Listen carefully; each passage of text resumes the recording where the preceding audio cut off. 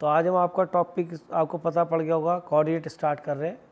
और ये कोऑर्डिनेट बेटा चैप्टर है कि हमारे एडवांस में केवल इसी चैप्टर को ये के लिए ऐसे कहा जाता है कि अगर ये चैप्टर हमें आएगा तो हमारा एडवांस हो पाएगा, अदरवाइज़ हमारा एडवांस कभी नहीं हो सकता।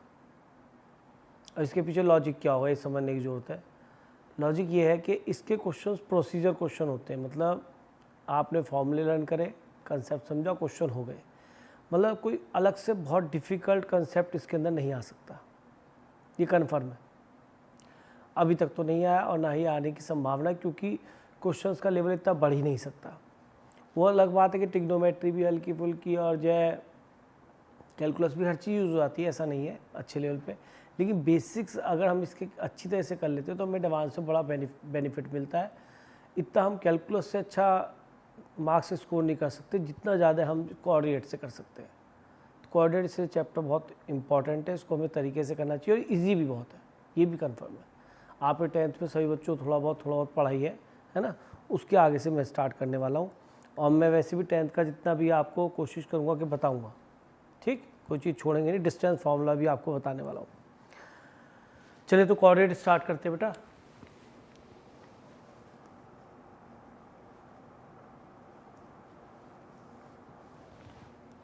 ठीक है, तो बेटा इसमें है क्या, बिल्कुल बेसिक स्टार्टिंग से करते हैं। जैसे आपके 4 क्वाड्रेंट्स होते हैं, ये फर्स्ट क्वाड्रेंट है, ये आपका सेकंड क्वाड्रेंट है, ये आप थर्ड क्वाड्रेंट है, ये फोर्थ क्वाड्रेंट है।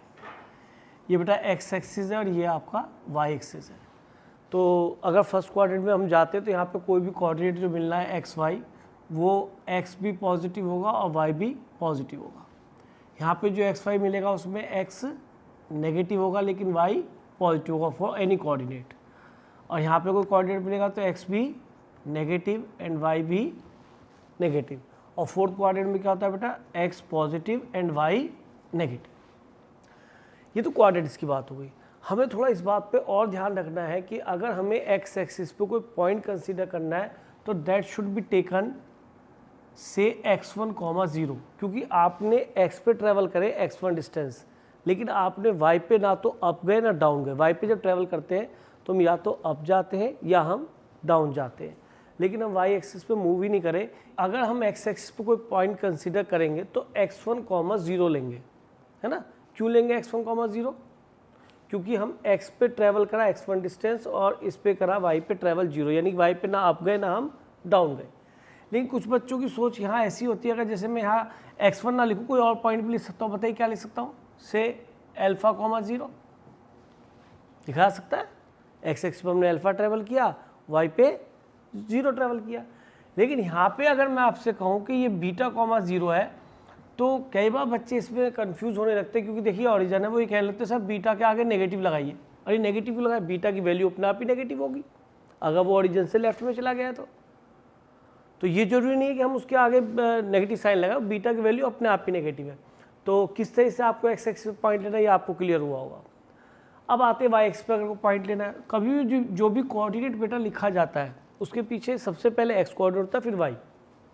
तो आप देखिए अगर इस पॉइंट पे पहुंचना है, एक्स पे कितना चले, कुछ नहीं चले, ना तो राइट गए ना लेफ्ट गए, इसलिए 0 आ गया। और वाई पे कितना ट्रेवल करा, y1 कहते हैं। और आगे चलिए 0, y2 बोल सकते हैं, कुछ भी बोल सकते हैं। यहाँ पे क्या बोलेंगे 0, y3 बोल सकते हैं, ठीक है। लेकिन y3 के आगे नेगेटिव लगाने की कोई जरूरत नहीं, जब तक वो यहाँ पे अंडरस्टूड है कि y3 की वैल्यू नेगेटिव होगी, क्योंकि हम डाउन में आ गए ओरिजिन से। अच्छा, अब यहाँ पे ये तो हुआ कोऑर्डिनेट सिस्टम में जो आपके 4 क्वाड्रेंट है, तो उसके अंदर किस किस तरह के साइन सिस्टम आएंगे। अब इसमें सबसे पहली चीज़ जो आती है वो होता है डिस्टेंस फार्मूला, है ना। डिस्टेंस फार्मूला जो कि आपको पता ही है, अगर 2 पॉइंट हम x1, y1 and x2, y2 consider करें तो distance between them AB is given by under root x1 minus x2 whole square plus y1 minus y2 whole square। Please ये ध्यान रखना कि x में से x को सब्ट्रैक्ट करना है, फिर होल स्क्वायर करना है, और फिर y में से y को सब्ट्रैक्ट करना है, फिर होल स्क्वायर करना है। इससे कोई फर्क नहीं पड़ेगा कि y1 पहले लिखा या y2 पहले लिखा, पर ये ध्यान रखना कि बीच में क्या आएगा, माइनस। क्योंकि कुछ स्टूडेंट को ऐसे कराया जाता है x2 माइनस x1 या y2 माइनस y1, उससे कोई फर्क नहीं पड़ेगा क्योंकि y1 माइनस y2 का होल स्क्वायर एक्सपेंड करेंगे तो भी वही रिजल्ट आएगा, और y2 माइनस y1 का होल स्क्वायर एक्सपेंड करेंगे तो भी वही रिजल्ट आएगा, इसलिए कोई फर्क नहीं पड़ता। ऐसा मत कर देना कि x1 माइनस y2 कर दो, x1 माइनस x1 होगा y1 minus y2 whole square on doubt, ये डिस्टेंस फार्मूला है। इसमें सेक्शन फार्मूला भी होता है, उसको और बताएंगे, लेकिन यहाँ पे मिड पॉइंट आपको पता ही होगा मेरे ख्याल में। मिड पॉइंट एक बार बताता हूँ क्या मिलेगा, 1:1 रेशो में होता है, तो मिड पॉइंट कोऑर्डिनेट क्या आते हैं बेटा, x1 प्लस x2/2 और कॉमा y1 प्लस y2/2, ठीक है। एक यहाँ पे एरिया का फॉर्मूला होता है, एरिया ऑफ ट्राइंगल, तो थोड़ा सा उसको भी क्लियर कर देता हूँ। जैसे अगर आपसे कोई कहता है कि एक ट्राइंगल है जिसके वर्टिसेस आपको 2 1 3 2 और 5 1 गिवन है मान लीजिए, ठीक है, तो इससे आपसे वो एरिया पूछता है। तो एरिया के लिए आपने क्या करना है, एक तो आपके पास तरीका है ही जो कि फॉर्मूला होता है हाफ x2 माइनस x1, वो वाला जो फॉर्मूला है। एक तरीका और है, आप हाफ यहाँ लिखें आगे और यहाँ मॉडुलस का साइन लगाएं बड़ा सा, पहले x1 y1 लिख लें 2 1, फिर 3 2, दूसरा x2 y2, फिर तीसरा x3 y3, एक ऑर्डर में लिखें, ये चीज़ ध्यान रखें। लेकिन ट्राइंगल में ऑर्डर की कोई जरूरत नहीं है क्योंकि क्वाड्रिलेटरल आएगा तो उसका फॉर्मूला भी कुछ ऐसे ही बनने वाला है, इसलिए मैंने आपको एक ऑर्डर बताया कि 1 2 3। तो यहाँ पे 1 2 3 कहीं से भी स्टार्ट कर सकते हैं, चाहे 1 2 3 ये लें, चाहे 1 2 3 ये लें, तो x1 y1 x2 y2 and x3 y3। जो आपने कोऑर्डिनेट पहले यूज़ किया था उसको एक बार और लिख लें बेटा। मैं सीधा प्रोसीजर बता रहा हूँ, how to apply the formula to get area of triangle. क्या आएगा बेटा, हाफ, ये मॉडुलस है बेटा। पहले आप सारे मल्टीप्लिकेशन ऊपर से नीचे वाले कर लीजिए, सारे मल्टीप्लिकेशन कितना हुआ बेटा, ये एक काम करते हैं कोऑर्डिनेट नेगेटिव ले लेते हैं यहाँ पे -2, ये कितना हुआ बेटा, ये -4, ये कितना हुआ +3, ये कितना हुआ +5, बीच में लगा दो माइनस। अब नीचे से ऊपर जाओ, पहले आदमी ऊपर से नीचे आता है और फिर नीचे से ऊपर जाता है, जो ऊपर आता है तो कुछ लेके नहीं जाता, माइनस होके जाता है ना, इसलिए बीच में माइनस आ गया। लगाइए 3 2 जा 3 1 जा 3, फिर दूसरा मल्टीप्लिकेशन कीजिए -10, फिर तीसरा मल्टीप्लिकेशन कीजिए +2, आंसर आ गया बेटा। ये कितना बन गया, हाफ, 8 तो ये 4 बच गया, और ये कितना बच गया 6, तो ये -4 +4 हो गया, कितना हो गया बेटा 4। इसके अंदर कोई आपके दिमाग में डाउट आ रहा है कि कैसे मैंने फॉर्मूला बनाना है, क्या करना है, कहीं से भी एक साइक्लिक ऑर्डर पकड़ना है, किसी को भी x1 y1 x2 y2 x3 y3, और जिसको एक बार और लिखना है जो कि पहले लिखा था। फिर ऊपर से नीचे आए तो मल्टीप्लाई कर दीजिए, बीच में माइनस लगा दीजिए, फिर नीचे से ऊपर जाएं और फिर मल्टीप्लाई करके लिखते जाइए। जो भी साइन आए, यहाँ प्लस का 3 आया +3 लिखा, या माइनस का 10 आया तो -10 लिखा, जो भी साइन आए बीच में माइनस लगाना। लेकिन ये याद रखना, पहले आप ऊपर से नीचे आए थे, आपको पता ही है भगवान ने भेजा आपको नीचे, फिर नीचे से ऊपर गए, फिर हमने भेजा आपको ऊपर, तो माइनस होके जाएगा, इसलिए रिजल्ट आपका बेटा 4 आ गया। तो ये एरिया का अच्छा फॉर्मूला। दूसरा मैं एक चीज़ और बता दूँ कि ये जो हमारा एक रेक्टेंगल हो, कैसा भी रेक्टेंगल हो, कैसा भी मतलब रेक्टेंगल नहीं, स्क्वायर हो या क्वाड्रिलेटरल हो, कुछ भी, तो उसके लिए अगर आपको फॉर्मूला लगाना है तो मैं उसको भी बताता हूँ। एक मिनट, रेक्टेंगल नहीं बताते, कोई भी क्वाड्रिलेटरल है, देखिए जैसे 1 2, ये -4 5। अगर हम यहाँ पर कोई भी 4 पॉइंट लेते हैं, देखिए यहाँ पे रफली एक आइडिया ले रहा हूँ, जैसे 3 4 5 6। आप ये मत कहना कि सर आपको कैसे पता है साइक्लिक में, मान लीजिए मैंने उसको ड्रॉ करा इस तरह से, तो आपको एरिया निकालते हो ध्यान रखना, एरिया ऑफ क्वाड्रिलेटरल निकालना है तो सीधा हाफ ही लगाना है आगे, और एक ऑर्डर में ले लेना साइंस को, क्योंकि मैंने ये समझाया तो इसके साथ समझा दूँ ताकि ऑर्डर का आपको आइडिया हो जाए। पहले 1 2 लिखा, यहाँ से स्टार्ट कर लीजिए, स्टार्ट कहीं से भी कर लीजिए, ये आपकी इच्छा है, ठीक है। 1 2, फिर -4 5, फिर बोलिए 3 4, फिर 5 6, हो गए चारों पॉइंट आ गए। अब जो पहले लिखा था उसको एक बार और लिख लीजिए, बस सिंपल। अब the same procedure is used, जैसा ये करा है, पहले ऊपर से नीचे मल्टीप्लाई करेंगे। अब हम जब 10th क्लास में तो कैसे करते थे, क्वाड्रिलेटरल को 2 पार्ट में डिवाइड कर लिया करते थे, याद है। और फिर एरिया ऑफ ट्राइंगल एक ट्राइंगल के लगाते थे, फिर दूसरे ट्राइंगल के लगाते थे, फिर दोनों को क्लब कर देते थे। तो मैंने जो यहाँ बताया सबके लिए लगेगा। और अब आप इसको थोड़ा नोट कर लीजिए, फिर आगे चलते हैं। चलो इस लाइन को एक बार कर लेते हैं बेटा। इसमें आपको क्या करना है, लिख देते हैं हाफ, ये कितना बनेगा 8, तो ये 4 आ जाएगा, और ये कितना है 5, तो ये -+5, तो ये 9/2 हो जाएगा बेटा। तो 4.5 पॉइंट से मत लिखो, 9.2 लिख दो, इतना यूनिट स्क्वायर। ठीक है जी। तो इस तरीके से आप कर सकते हैं, इनको कोई दिक्कत नहीं है। अब आगे चलते हैं। इसमें देखिए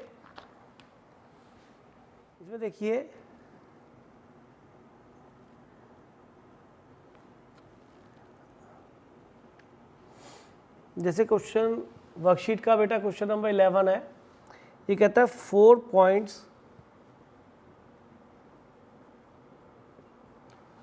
points A 6,3 B -3,5 C 4,-2 and D x,3x clear are given in such a way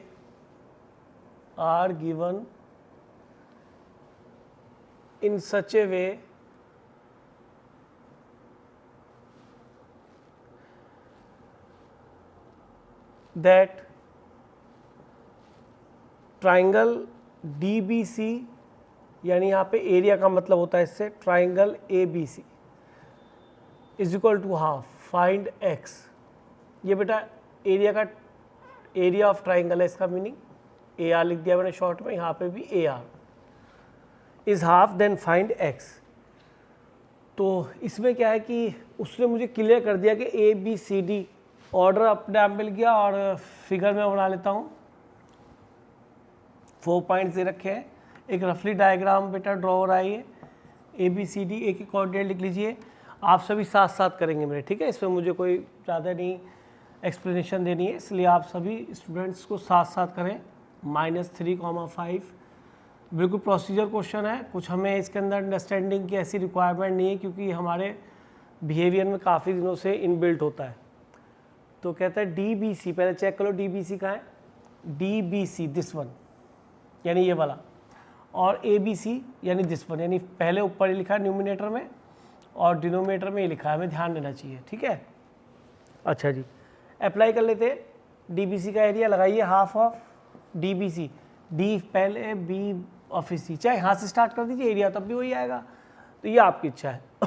तो मैंने यहाँ से स्टार्ट किया, 4 - 2 x 3x एंड -3 5, तीनों हो गए। पहले वाले को रिपीट कर दो बेटा, 4 - 2।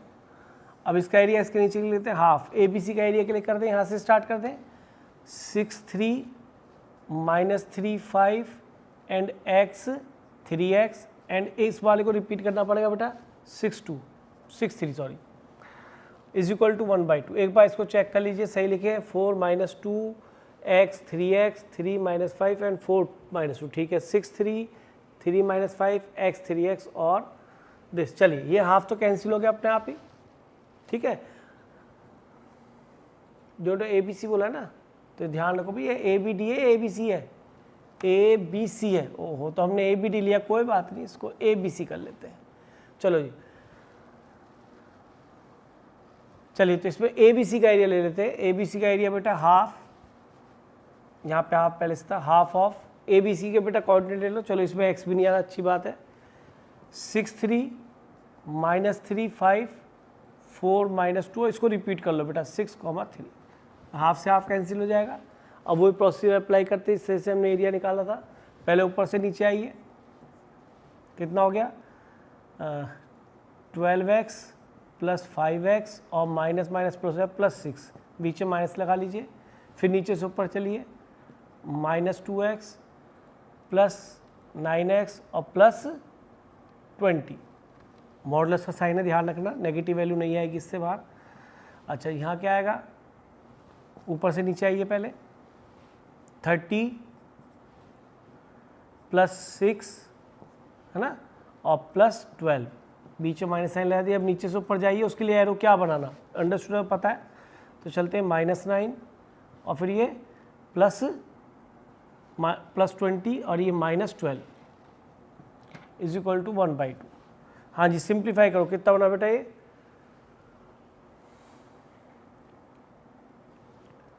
12 5 17 हो गया बेटा ये, और ये बचा बेटा 7 है ना, प्लस का 7 तो -7 तो 10x हो गया। और ये कितना बना बेटा 6 और वो -20 तो -14 आ गया। दोबारा देख लो, 17 ये हुआ और +2 ये हुआ है ना, 17 ये वाला -9x बनेगा। चेक करो जी यहाँ पे, ये -9x तो गड़बड़ हो जाती है बेटा, इसलिए ध्यान रखना चाहिए माइनस साइन का जरूर, कहीं गड़बड़ ना हो। अब ये बचे बेटा -11 हुआ ये, तो +11 हो गया, कितना आ गया बेटा ये 18 28। अच्छा जी, अब नीचे आओ, ये कितना बना बेटा 18 और 48 तो ये आ गया, और माइनस ये कितना बना जी 8 ये बच गया, -1 तो +1 शायद ये आ गया, तो 1/2।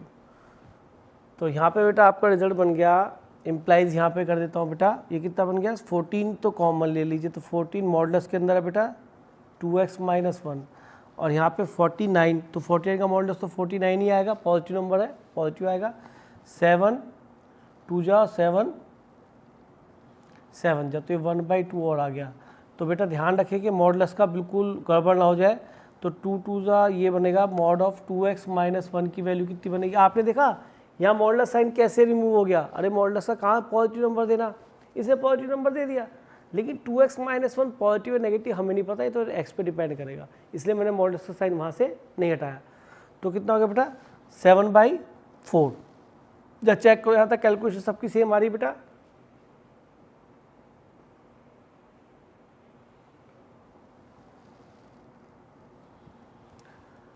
सभी स्टूडेंट जो ट्राई कर रहे हो चेक करें कैलकुलेशन यहाँ तक सब सेम है।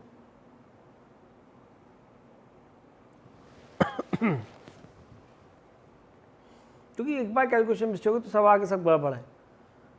हाँ जी, अब यहाँ ध्यान रखना है कि जब मॉडुलस ऑफ x खुलेगा तो प्लस माइनस देगा आपको, तो प्लस माइनस वैसे यहाँ लगना चाहिए, पर हम उधर लगाए थे कि फाइनली में सॉल्व तो करना ही है। तो 2x - 1 एक बार 7/4 और एक बार बेटा 2x - 1 क्या आएगा -7/4। तो इसलिए मॉडुलस की नॉलेज होना बहुत ज़रूरी है।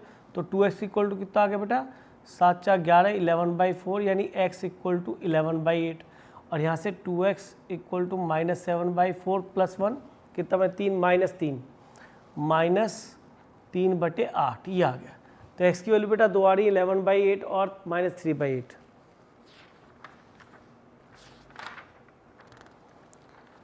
(11/8 और -3/8 चेक करो बेटा आंसर ये आ रहा है।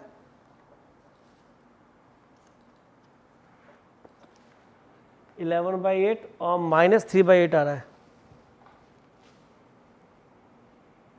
देखिए बेटा आप सभी के आंसर ही आ रहे हैं। अच्छा, जो स्टूडेंट इसके अंदर मॉडुलस नहीं लाएगा हो सकता है उसका आंसर 1 ना आए, क्योंकि वो प्लस माइनस में लेगा और उसकी गलती भी हो सकती है। तो एरिया में याद रखें मॉडुलस लगाना, क्योंकि एरिया की वैल्यू कभी नेगेटिव नहीं होती, ठीक है। तो इस तरह से आपको एरिया का फॉर्मूला अप्लाई करना सिखा दिया, इसके अंदर इंपॉर्टेंस ऑफ मॉडुलस साइन सिखा दिया, ठीक है। तो अब एरिया आप अप्लाई कर लेंगे, कोई प्रॉब्लम नहीं है मेरे ख्याल में। ले रहे हैं एक आपको कोसाइन फॉर्मूला सिखाते हैं, जैसे ये बहुत इंपॉर्टेंट है। वैसे तो हम इसको जो है ना उसमें पढ़ते हैं ट्रिग्नोमेट्री में, प्रॉपर्टीज ऑफ ट्राइंगल में, लेकिन यहाँ क्योंकि देखो बेटा हमने जब तक ट्रिग्नोमेट्री पढ़ी है वो राइट एंगल ट्राइंगल के लिए पढ़ी है ना।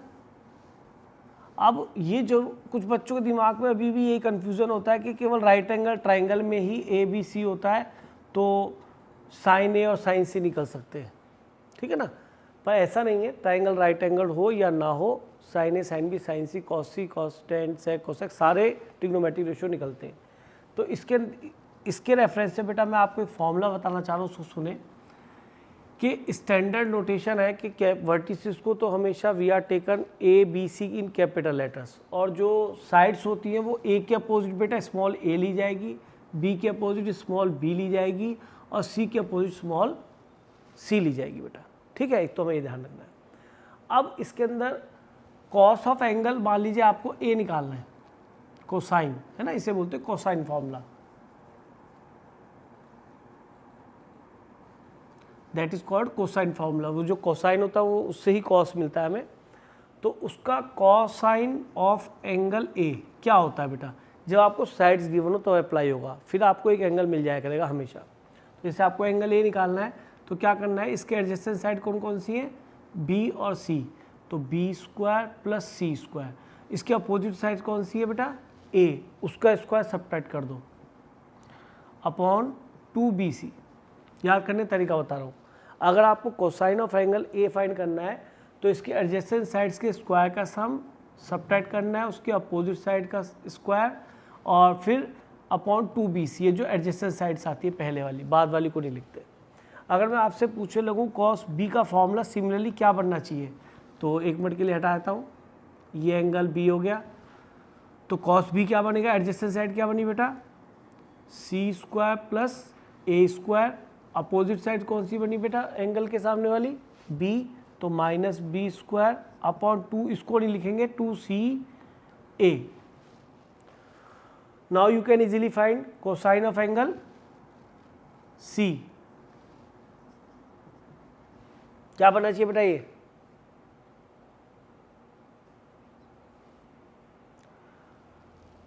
वेरी गुड, मेरे ख्याल में सही है। एडजेसेंट साइड्स के स्क्वायर का सम करना है, a square plus b square minus opposite side square upon 2ab। तो आप खुद देखिए, अगर आपको साइड्स नोन है तो you can easily find its cosine. अगर हमें कॉस थीटा मान लीजिए cos a equal to half मिल गया तो वी कैन इजीली से ए इज इक्वल टू कितना हो जाएगा बेटा, 60 डिग्री। तो इस तरीके से हम करेंगे बेटा क्वेश्चन को। तो एक क्वेश्चन इससे रिलेवेंट ले लेते हैं। क्वेश्चन है बेटा, the vertices of a triangle A B C, ये क्वेश्चन नंबर 18 है बेटा। The vertices of triangle A B C are, A given है बेटा 0 0, बी गिवन है बेटा 2, -1 एंड सी गिवन है आपको 9, 2। Find cos A, find cos of angle A. तो एक तो प्रॉपर डायग्राम बनाओ, डिस्टेंस फॉर्मूले से इनकी साइड्स फाइंड करो और फिर कॉस ए फाइंड कीजिए। ट्राई योरसेल्फ बेटा। चलिए बेटा सॉल्यूशन देखिए इसका। सीधा सीधा फॉर्मूला बेस्ड क्वेश्चन है बेटा, इसमें कुछ हमें खास नहीं करना, कुछ स्पेशल नहीं इस क्वेश्चन के लिए। आपने एक रफ डायग्राम बनाना है बेटा। ए लिख लीजिए 0, 0, बी लिख लीजिए 2, -1 and C is given to us 9, 2। तो सबसे पहले you have to find their sides.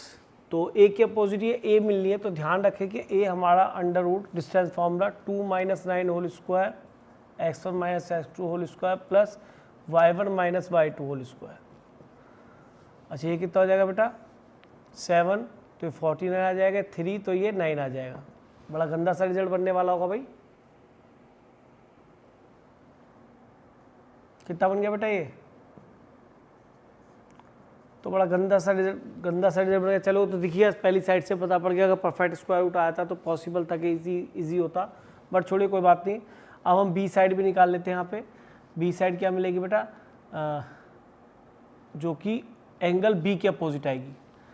तो यहाँ पे डिस्टेंस फॉर्मूला लगा लिए 0 - 9 whole square plus 0 - 2 whole square.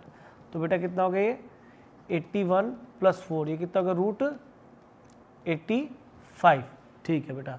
अब ये ध्यान रखो सी के अपोजिट क्या आएगी, स्मॉल सी साइड, ये कैपिटल सी है बेटा, याद रखें ये स्मॉल सी है। तो स्मॉल सी की वैल्यू क्या बन जाएगी बेटा डिस्टेंस फॉर्मूले से 0 - 2 whole square plus 0 - +1 whole square. कितना होगा बेटा ये 41 रूट 5।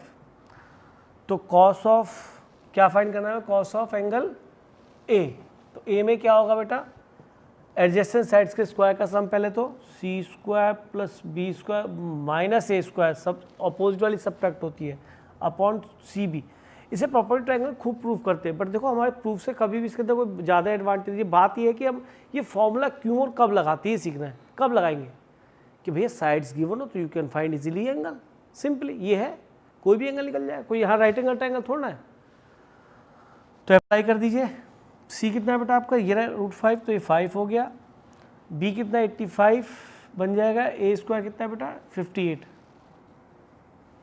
अपॉन 2 BC, तो BC √5 और √85, हाँ जी कितना हो गया ये तो बच गया बेटा 32 फाइनल, तो ये कितना हो जाएगा बेटा 16। तो ठीक है, cos A की वैल्यू ये आ सकती है, कोई प्रॉब्लम नहीं है, -1 और 1 के बीच में ना ये वैल्यू बड़ी बन जाएगी 16 से, श्योर है ना। तो एंगल आपका एक्यूट ही होगा क्योंकि cos A की वैल्यू क्या आ रही है पॉजिटिव। अगर ये cos A इक्वल टू ऐसे आ जाता -16 अपॉन √5 85, आप जानते हैं ना cos A कोई भी cos थीटा कहाँ से कहाँ तक होता है बेटा -1 to 1। तो इस फॉर्मूले का एक एडवांटेज और बताएं आपको, अगर आपसे वो पूछे लगता कि ये ट्राइंगल एक्यूट एंगल है ऑब्ट्यूस एंगल है, तो आप कैसे बताते हैं। देखो मैं एक अप्रोच बताता हूँ आपको। आज आपको इस क्वेश्चन के थ्रू केवल cos A निकालना नहीं सिखाया मैंने। अगर ये नेगेटिव वैल्यू आती तो हम क्या कहते कि एंगल कौन से क्वाड्रेंट में चला गया, cos कहाँ नेगेटिव, सेकंड में। ये मत कहना फोर्थ में ट्राइंगल ही नहीं बचेगा, 0 से 180 तक के एंगल होंगे जो भी होंगे, है ना। तो इसलिए cos अगर नेगेटिव आता है, कभी साइन नहीं बता पाएगा इस बात को। अगर साइन आपने निकाला तो आप कैसे बताएंगे, साइन तो फर्स्ट क्वाड्रेंट में भी पॉजिटिव है और सेकंड क्वाड्रेंट में भी पॉजिटिव है। तो इसलिए से cos की नॉलेज होना बहुत ज़रूरी है। एक साइन रूल भी होता है इसके अंदर कोसाइन फॉर्मूले के तरीके से, लेकिन उसका एप्लीकेशन यहाँ पे कम है। लेकिन कोसाइन फॉर्मूले का एप्लीकेशन इससे ज़्यादा हो जाता है क्योंकि ये हमें ये बताता है कि हमें एक्यूट एंगल लेना है या ऑब्ट्यूस एंगल लेना है, तो वो पता पड़ जाता है इस फॉर्मूले से। अगर यहाँ पे cos A की वैल्यू नेगेटिव आती तो ये π/2 से पाई वाले केस में जाता, ना कि पाई से 3π/2, क्योंकि तब ट्राइंगल हो ही नहीं सकता। तो इसलिए सेकंड क्वाड्रेंट में आता तो हम कहते हैं ऑब्ट्यूस एंगल एट A है। अच्छा, लेकिन एक चीज़ मुझे बताइए कि अगर मैंने कहा भाई ये चेक करो कि ऑब्ट्यूस एंगल ट्राइंगल है, एक वर्ड मैंने कहा भाई ये चेक करो कि ऑब्ट्यूस एंगल ट्राइंगल है या नहीं, तो मुझे ये बताइए कि आप cos A cos B cos C, फिर तो आप कहोगे सर cos B भी निकालो, क्या पता वो नेगेटिव आ जाए। फिर तो आप कहोगे cos C भी निकालो, क्या पता वो नेगेटिव आ जाए। तो क्या तीनों के कोसाइन निकालने पड़ेंगे एंगल्स के चेक करने के लिए, क्या सोचते हो इस बारे में बताइए। मैं एक बात बहुत बड़ी बात बताता हूँ कि हमने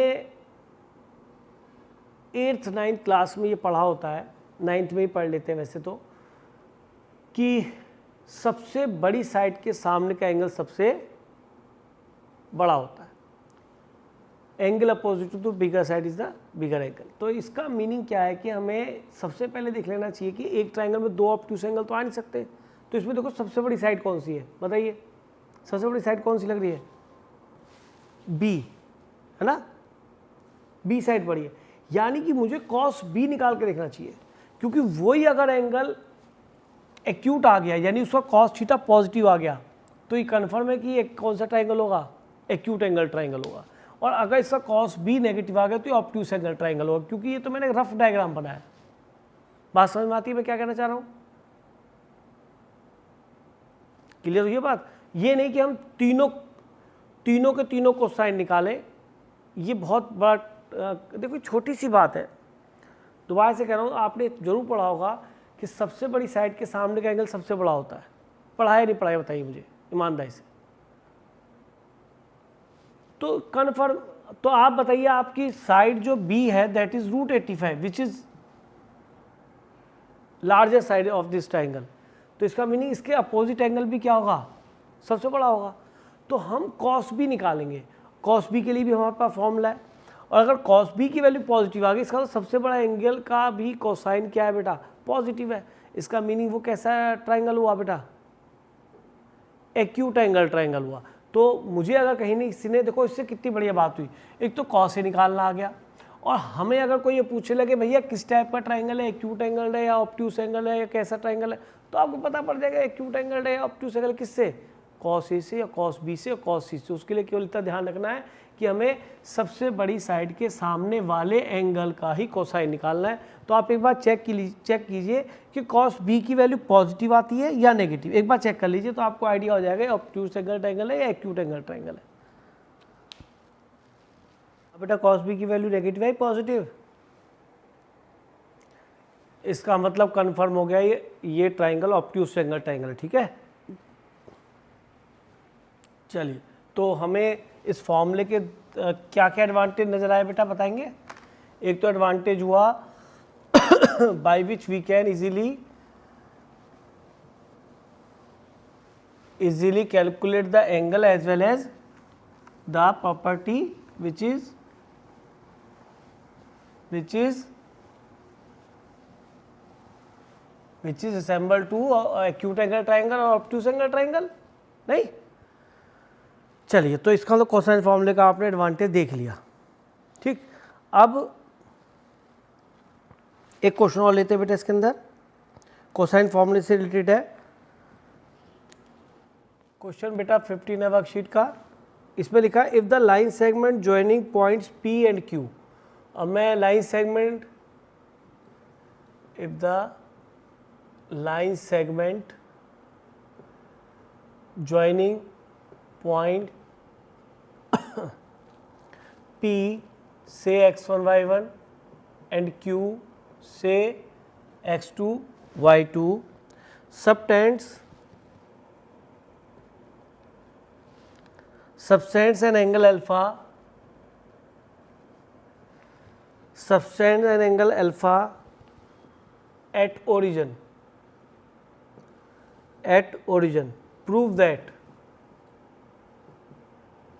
prove that OP into OQ cos alpha is equal to x1 x2 plus y1 y2। ये बेटा आपको प्रूव करना है। तो मेरे अकॉर्डिंग बेटा इस क्वेश्चन में डायरेक्टली फॉर्मूला अप्लाई होना है। साफ दिख रहा है कि आपको दो पॉइंट ज्वाइन करने और शायद ओ यहाँ पे ओरिजिन है ना। तो इसका मीनिंग अगर एक रफ डायग्राम ड्रॉ करें बेटा, ये ओ पॉइंट है, एक यहाँ पी चाहे आप इधर लिख लें या उधर लिख लें, उससे फर्क नहीं पड़ेगा। पी को लिख लिया बेटा x1 y1, क्यू को x2 y2 and the line joining P Q subtends, वो जो पी क्यू लाइन है वो क्या एंगल सबस्टेंड करती है, एल्फा एट ओरिजिन से एल्फा एट ओरिजिन। अब कहता है then prove that O P O Q cos alpha. तो ओ पी भी डिस्टेंस से आपको मालूम है, ओ क्यू भी डिस्टेंस से आपको मालूम है, और कॉस एल्फा अभी आपने सीखा है। तो ये बताइए ओ पी कितना डिस्टेंस है। इसको हम क्या लिख लें बेटा, ओरिजिन, और डिस्टेंस फॉर्मूला लेते हैं। क्या हुआ O P, under root x1 minus 0 whole square plus y1 minus 0 whole square. O Q कितना बना बेटा, ये O P O Q square नहीं, पर चेक कर लेते हैं एक बार। शायद होना तो ओ पी ओ क्यू चाहिए, ओ पी ओ क्यू ही लग रहा है मुझे। तो ओ पी ओ क्यू निकाल लीजिए। ओ क्यू कितना बना, x2 minus 0 whole square plus y2 minus 0 whole square. Left hand side ले रखी है बेटा, देख लेना, राइट हैंड साइड अपने आप आएगी। और कॉस एल्फा बना लेते हैं। कॉस एल्फा क्या बनेगा आपके अकॉर्डिंग कि सर एडजेसेंट साइड्स का square O P square plus O Q square. Adjacent side एक ही है बेटा, O P square plus O Q square minus क्या, opposite side square. Formula return हो गया upon 2 product of adjacent side. तो हमने मेहनत बेकार में की, ध्यान नहीं करा बेटा, कोई फायदा नहीं। एक बार बताइए, अगर मैं ये फॉर्मूला ना ला के ओ पी ओ क्यू तो कैंसिल हो रहा है, दोबारा से आ जाते। कॉस एल्फा लगाइए, O P square plus O Q square minus P Q square upon 2 क्या, 2 into O P into O Q. तो बेटा ये कैंसिल ही हो गए, तो 1/2 बच रहा है। और अब इसका डिस्टेंस फॉर्मूला अप्लाई कर देते हैं। ओ पी कितना है जी, सीधा x1 square plus y1 square, भाई 0 स्क्वायर तो हट गया, अंडर रूट भी हट गया क्योंकि ओ पी का स्क्वायर था। ओ क्यू स्क्वायर पाइए बेटा से x2 square plus similarly x2 square plus y2 square minus, हाँ जी, पी क्यू में थोड़ी सी मेहनत हो जाएगी, x1 minus x2 whole square plus y1 minus y2 whole square. Upon तो कैंसिल हो ही चुका आपका, इसको हटा दो जी, है ना। तो हाफ, हाँ जी ये देखो x1 square plus x2 square दोनों कैंसिल हो जाएंगे क्योंकि बाहर माइनस लगा हुआ है, y1 square plus y2 square भी दोनों कैंसिल हो जाएंगे, बाहर माइनस लगा हुआ है, 2ab आएगा तो प्लस का हो जाएगा x1 x2, और 2ab आएगा तो फिर माइनस माइनस प्लस हो जाएगा, प्लस 2y1 y2, तो बेटा 2 भी कैंसिल हो गया। आई थिंक आपका रिजल्ट है यही आपकी बेटा क्या है, राइट हैंड साइड। तब ध्यान नहीं किया, सीधा लगाने लग गया, अदरवाइज ओपी ओपी कैंसिल हो रहे थे।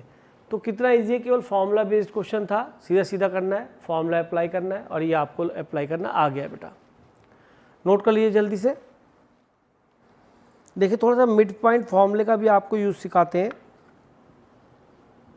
ये क्वेश्चन नंबर 6 है, बहुत इंपॉर्टेंट कंसेप्ट सिखाने जा रहा हूँ, तो तरीके देखना। द पॉइंट्स, बख्शीरा क्वेश्चन नंबर 6 है बेटा, the points A 2,0, B 9,1, C 11,6 and D 4,4 are the vertices of a quadrilateral, are the vertices of a quadrilateral ABCD. Full stop. Determine whether ABCD is rhombus or not.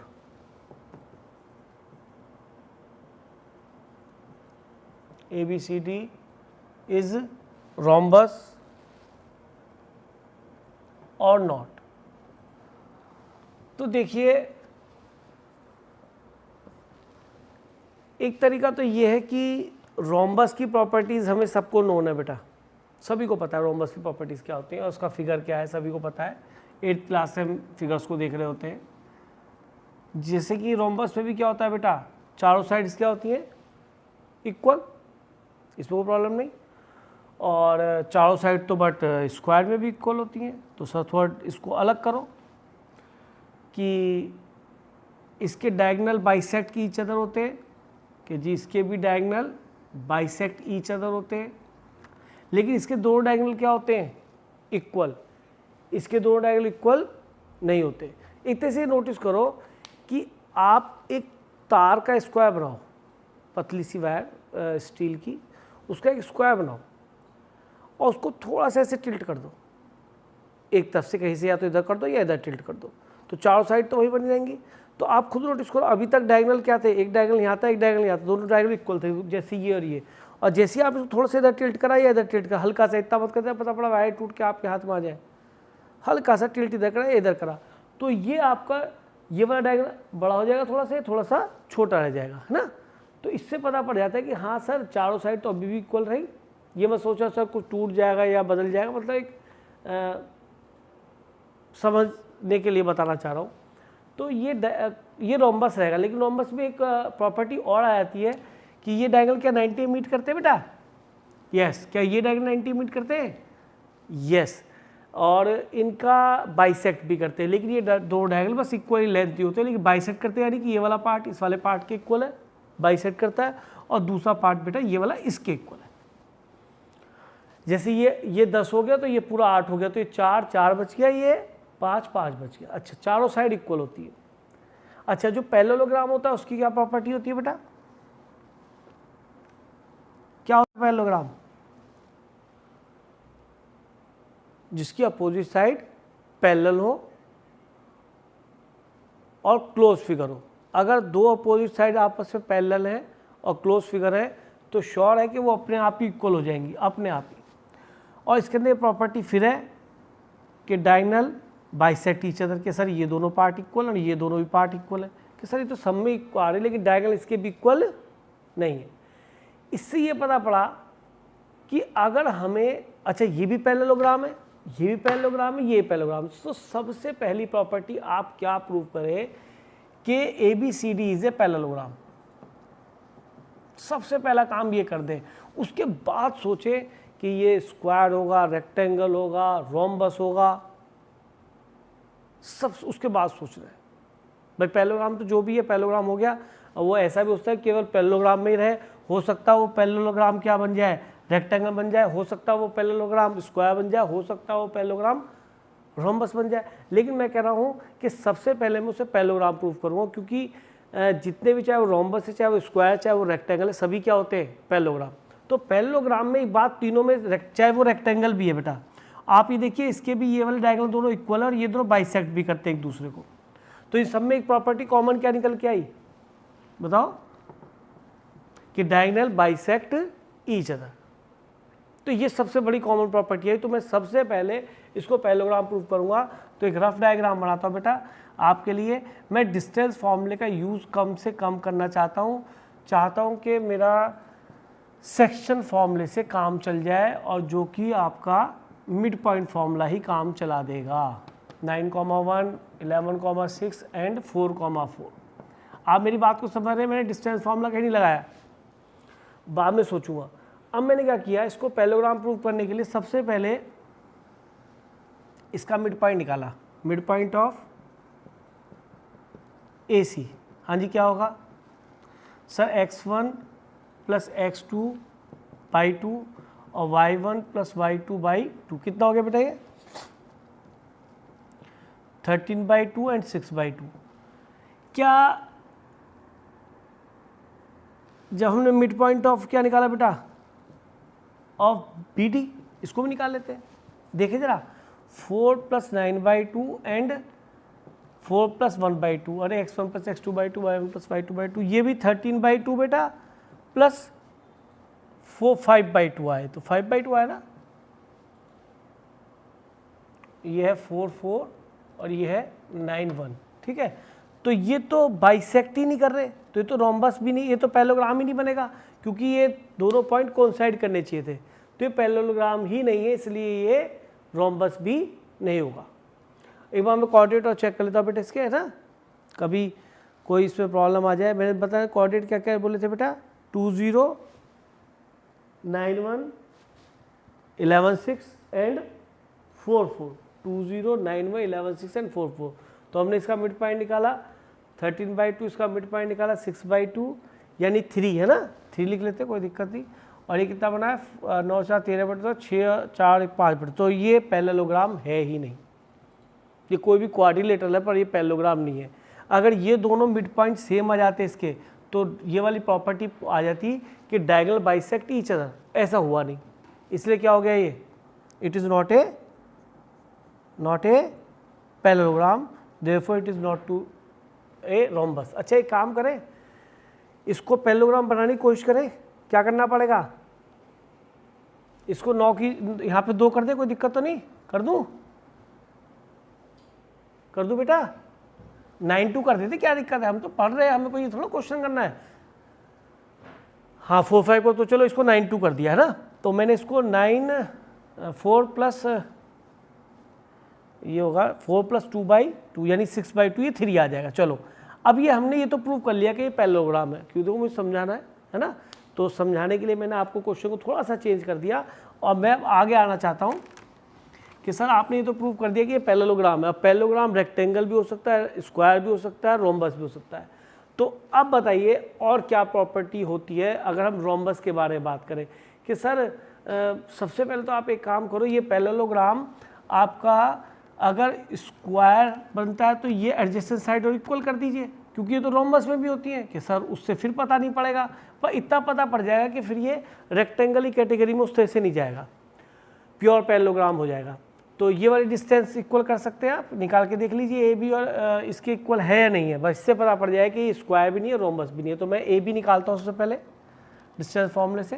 क्या मिलेगी, 9 - 2 whole square plus 2 - 0 whole square, ठीक है। 9 - 2 और 2 - 0 कितना हो गया बेटा, 49 + 4 53। और एक एडजेसेंट साइड ये वाली निकाल लेते हैं इसके ना, BC। ये कितना बेटा 11 - 9 whole square, this minus this, और दिस माइनस दिस बेटा 6 - 2 होल स्क्वायर। कितना बन गया बेटा ये 4 + 4 का 8 हो जाएगा, वो 16 हो जाएगा ना। तो ये कितना √20। आई थिंक ये दोनों इक्वल नहीं है ना, ये इसके इक्वल नहीं है। इसका मतलब क्या है, रोम्बस हो जाएगा। क्या ये स्क्वायर हो जाएगा? नहीं, ये तो केवल इतना चेक करना है कि मिड पॉइंट सबसे पहले कोइंसाइड कराओ, क्योंकि मैंने आपको रेक्टेंगल में भी, स्क्वायर में भी, रोम्बस में भी और पैरेललोग्राम में सब में एक चीज़ बताई कॉमन, वो क्या थी कि डायगनल्स बाइसेक्ट ईच अदर। तो सबसे पहले वही देखा, वो बाइसेक्ट ही करे। तो उसके बाद में क्या देखता कि एडजेसेंट साइड कोई भी दो, या तो ये दो ले लो या ये दोनों ले लो, वो इक्वल नहीं आ रही, इसका मतलब क्या है? ये इसका मतलब ये प्योर पैरेललोग्राम है, ये स्क्वायर भी नहीं है और ये रोम्बस भी नहीं है।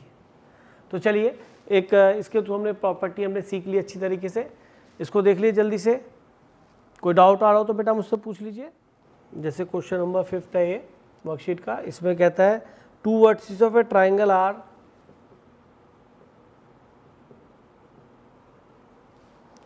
-3 -5 and -7, 4. If its centroid is 2, -1, find the third vertex.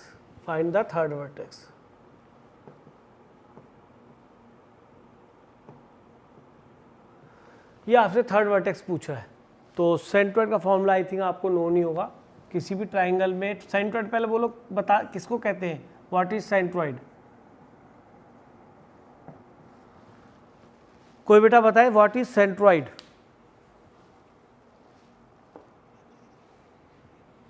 Very good बेटा, जहां पर सारी मीडियंस मीट करती है दैट इज सेंट्रोइड।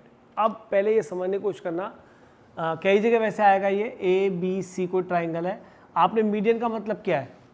मीडियन का मतलब क्या होता है? आपने BC साइड ली, इसका मिड पॉइंट लिया और इसके अपोजिट वर्टेक्स ज्वाइन कर दिया, ये पहली मीडियन हो गई थ्रू द वर्टेक्स ए। और अगर हमने B पॉइंट से मीडियन ड्रॉ करी तो सबसे पहले AC का मिड पॉइंट ढूंढ लीजिए, कहाँ? यहाँ पे, और यहाँ से रफली देखा और यहाँ से एक मीडियन ड्रॉ कर दी, तो ये आपका बेटा सेंट्रोइड है।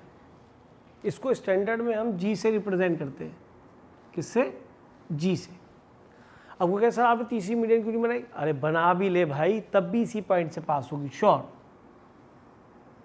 तो इसका मीनिंग क्या होता है? Medians are concurrent, medians are concurrent. Concurrent का मतलब these three medians pass through a point. This point is called centroid. ठीक है। और फिजिक्स के अकॉर्डिंग देखें या मैथमेटिक्स के अकॉर्डिंग देखें तो जहाँ पर एक बॉडी का वेट वर्क करता है दैट इज कॉल्ड सेंट्रोइड। मतलब स्टैंडर्ड नेम है, कोई ऐसा नहीं है कि सेंट्रोइड का, तो सेंट्रोइड जहाँ पे उस बॉडी का मास वर्क करता है। जैसे अगर आप लेमिना कोई लें, जैसे ये ही है, मान लीजिए ये वेट है इसका, वर्कशीट में कुछ तो वेट होगा हल्का सा, 3-4 वर्कशीट एक साथ, तो इसका सेंट्रोइड कहाँ होगा? बिल्कुल इसके जहाँ पे डायगोनल मीट करेंगे। अगर मैं यहाँ पर इस वर्कशीट को लूँ और यहाँ पे बिल्कुल एक वो लगा दूँगा ना, क्या कहते हैं, प्रॉपर वेट डिस्ट्रीब्यूशन होगा, और यहाँ पे हम कोई भी चीज़ उंगली भी लगा लेंगे तो वहाँ पे टिक जाएगा, ये गिरेगा नहीं, क्योंकि यहाँ पे इसका वेट वर्क कर रहा है। ऐसे एक कोई भी लेमिना का मतलब जिसका थिकनेस बिल्कुल नेग्लिजिबल होता है उसको लें, तो उसके अंदर भी सेंट्रोइड वहीं होगा जहाँ पर इसके मीडियन मीट करेंगे ट्राइंगल शेप में अगर हो तो।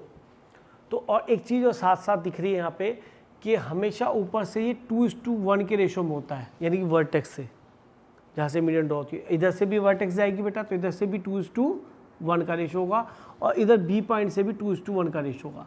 यहीं से वो फॉर्मूला ड्राइवर होता है सेक्शन फॉर्मूले की हेल्प से, जो कि फॉर्मूला क्या आता है बेटा? x1 + x2 + x3/3 and y1 + y2 + y3/3। कैसे? सेक्शन फॉर्मूला थोड़ा बहुत तो सभी को आता है। अगर मैं इसको x1 y1 ले लूँ और बेटा इसको x2 y2 ले लूँ और इसको बेटा x3 y3 कंसिडर करें इसको, तो आप नोटिस कीजिए कि ये जो मिड पॉइंट है क्या मिलेगा बोलिए? x2 + x3/2, और ये क्या मिलेगा बेटा? y2 + y3/2। कुछ याद है सेक्शन फॉर्मूला कैसे लगाते थे? मैं एक बार सेक्शन फॉर्मूला भी आपको अप्लाई करना बताया था कैसे लगता था, क्योंकि आपको 10th किए हुए बहुत टाइम हो गया है तो इसलिए बताया था। ये जैसे x1 y1 है और यहाँ पे आपका कोई पॉइंट x2 y2 है, तो मैं इंटरनल डिवीज़न की बात कर रहा हूँ। इंटरनल डिवीज़न का मतलब है कि वो पॉइंट जो इन दोनों पॉइंट्स के लाइन सेगमेंट को ज्वाइनिंग करने वाले लाइन सेगमेंट को इंटरनली डिवाइड करता है। मान लीजिए m/n के रेशियो में डिवाइड करता है। तो क्या करते हैं कि अगर आपको ये कोऑर्डिनेट फाइंड करना है तो उसका तरीका क्या होता है कि इससे दूर वाला लेते हैं, इसके पास वाले लेते हैं, तो mx2 बीच में प्लस साइन, फिर इस वाले रेशियो से इसके x वाले को दूर वाले को मल्टीप्लाई करेंगे, n x1 upon m plus n, sum of ratio, ये प्रोसीजर होता है। अच्छा, इसके बाद अगर आपको y निकालना तो इसका m लो और दूर वाले से मल्टीप्लाई करो, तो m y2, और y को यूज़ करें तो y फाइंड कर रहे हैं तो y वाले कोऑर्डिनेट यूज़ करेंगे, n into y1 upon m plus n। ये इंटरनल डिवीज़न है ना। तो जब आपका अंदर वो पॉइंट आए m/n के रेशियो में, ऐसे बाहर भी आ सकता है एक्सटर्नल डिवीज़न, वो भी आपको बताएंगे। तो यहाँ तो हमारा इंटरनल डिवीज़न है, ये वाला पॉइंट नोन है, हमें ये वाला पॉइंट नोन है, हमें ये फाइंड करना है, दैट इज़ जी हमें फाइंड करना है। तो जी के कोऑर्डिनेट बताइए क्या बनेंगे इसके अकॉर्डिंग। तो इसका रेशियो 2 है, 2 को किससे मल्टीप्लाई करोगे, दूर वाले से, तो कितना आ जाएगा 2 into x2 plus x3/2 plus 1 वाला किससे मल्टीप्लाई करोगे दूर वाले से, तो 1 into x1 upon sum of ratio 2 + 1, ठीक है ना। सम ऑफ रेशियो क्या आ गया बेटा 2 + 1। अब y निकालना है तो 2 इंटू वाई से मल्टीप्लाई करेंगे, 2 इंटू y2 प्लस y3/2 और प्लस 1 वाला किससे मल्टीप्लाई होगा दूर वाले से, तो 1 into y1 upon sum of ratio 2 + 1, तो 2 से 2 कैंसिल और 2 से 2। अब आप साफ देख रहे हैं फॉर्मूला वही बन गया, x1 plus x2 plus x3/3 and y1 plus y2 plus y3/3। तो सेक्शन फार्मूला बता दिया मैंने आपको किस केस में, जब इंटरनल डिवीज़न होगा, वो पॉइंट कहाँ होगा, उसको m/n के रेशियो में इंटरनली डिवाइड करेगा। तो यहाँ पर आपको शायद ये थर्ड वर्टेक्स निकालनी है और आपको सेंट्रोइड गिवन है, तो आपको 2 = क्या गिवन है, एक थर्ड वर्टेक्स इसको ले लेते हैं बेटा 3,5, 3,-5, इसको क्या ले लेते हैं बेटा दूसरे वर्टेक्स को -7,4, और ये निकालना है x3, y3। तो देखिए जो सेंट्रोइड बना वो क्या बना बेटा x3 x1 3 plus x2 -7 plus x3/3, और ये कितना बनेगा बेटा y1 plus y2 plus y3/3, और ये किसके इक्वल है बेटा 2, -1 के, तो इक्वलेंट टू कर दो 2, -1। आप कॉरस्पॉन्डिंगली इक्वल कर लीजिए उसको 2 को, उसको -1 के, तो आपको x और y बेटा मिल जाएगा। फाइंड करो जल्दी से। तो देखिए इससे आपका ये हो गया -4 प्लस x3/3 = 2 एंड -1, इसको सॉल्व करा बेटा, प्लस y3/3 = -1। हाँ जी, x3 की वैल्यू कितनी आ जाएगी 6 + 4 10, और ये कितना बनेगा -3 + 1 4। आई थिंक ये आंसर आया होगा आपका 10,4। यही बनाना बेटा आंसर सभी का। 10 एक बार चेक कर लो, -3, ये -1 था, अच्छा ये -1 है तो -3 और +1 बनेगा, तो ये -2 बनना चाहिए, ठीक है। तो बेटा आप ये देखिए सेंट्रोइड का मैंने फॉर्मूला आपको ड्राइव करा दिया, ये होता है फॉर्मूला, और सेंट्रोइड का मीनिंग क्या है ये बताया, where medians point of intersection of medians. तो इस तरह से आपका बिल्कुल बेसिक वाला पोर्शन सेंट्रोइड ये सब खत्म हुआ। थोड़ा सा मैं आपको सेक्शन फॉर्मूला बताता हूँ और इसके अंदर थोड़ा